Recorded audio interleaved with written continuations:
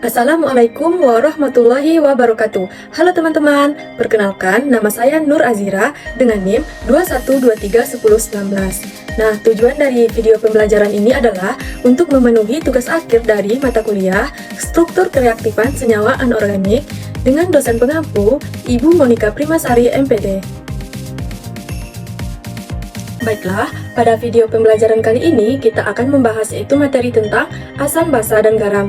Nah, tahukah teman-teman semua apa itu asam basa dan garam? Nah, untuk mengetahuinya, mari kita simak penjelasan berikut ini. Untuk materi yang pertama yaitu asam. Asam dan basa sudah dikenal sejak zaman dahulu. Istilah asam atau acid berasal dari bahasa Latin yaitu acetum yang berarti cuka. Cuka mengandung asam asetat atau asam etanoat. Nah, asam adalah salah satu kategori senyawa kimia yang memiliki sifat khas.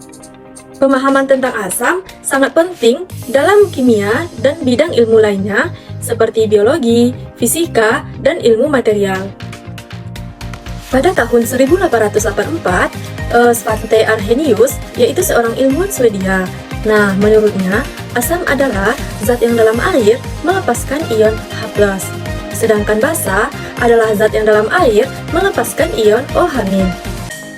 Menurut teori Arrhenius, asam dirumuskan sebagai HXZ, di mana H adalah ion hidrogen yang dilepaskan oleh asam, dan Z adalah anion yang tersisa setelah kehilangan ion hidrogen. Teman-teman ada yang tahu ini gambar apa?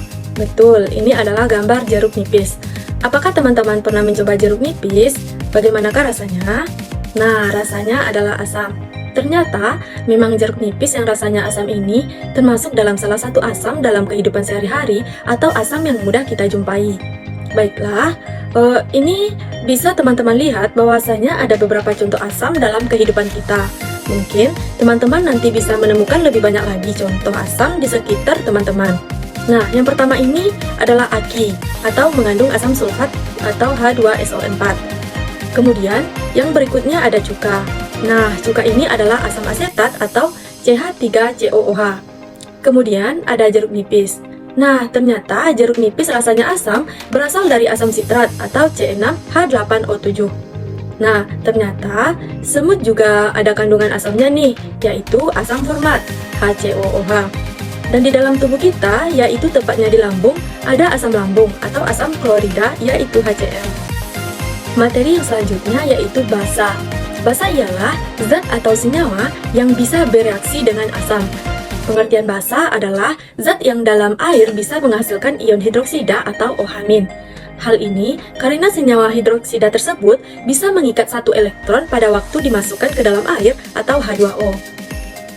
Dalam teori Arrhenius, basa dijelaskan sebagai M kali OH kali X, di mana M adalah kation logam dan OH adalah ion hidroksida.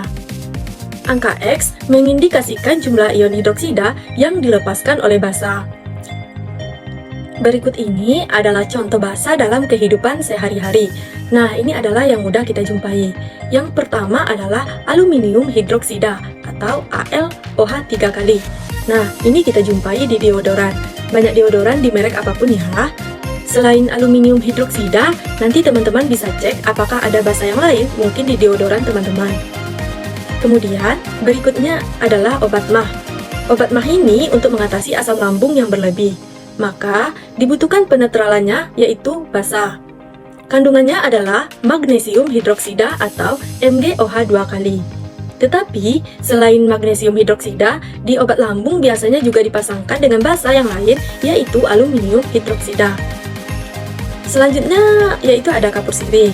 Kenapa disebut kapur sirih? Karena dia biasanya memang penggunaannya kalau di orang tua biasa menggunakannya dengan daun sirih, makanya disebut dengan kapur sirih. Kapur sirih ini mengandung kalsium hidroksida atau CaOH 2 kali. Kemudian selanjutnya yaitu ada sabun. Sabun juga mengandung basa yaitu natrium hidroksida. Nah, selanjutnya yaitu perbedaan asam dan basa. Yang pertama, senyawa asam bersifat korosif, sedangkan senyawa basa bersifat merusak kulit. Selanjutnya, asam dapat mengubah warna zat yang dimiliki oleh zat lain, sedangkan basa dapat mengubah warna zat lain. Baiklah, selanjutnya kita akan membahas mengenai garam. Tahukah teman-teman bagaimana senyawa garam dapat terbentuk? Nah, senyawa garam dapat terbentuk yaitu dari reaksi asam dan basa atau reaksi netralisasi. Pada reaksi netralisasi tersebut akan dihasilkan garam dan air. Contohnya yaitu garam dapur atau NaCl. Hidrogen klorida ditambah natrium hidroksida akan menghasilkan NaCl atau garam dapur ditambah dengan air. Nah, manfaat dari garam yaitu yang pertama, industri pupuk, yang kedua, obat-obatan, yang ketiga, pengolahan makanan, dan yang terakhir yaitu bahan pengawet. Baiklah, sekian penjelasan mengenai asam, basa, dan garam. Semoga dapat bermanfaat. Assalamualaikum warahmatullahi wabarakatuh.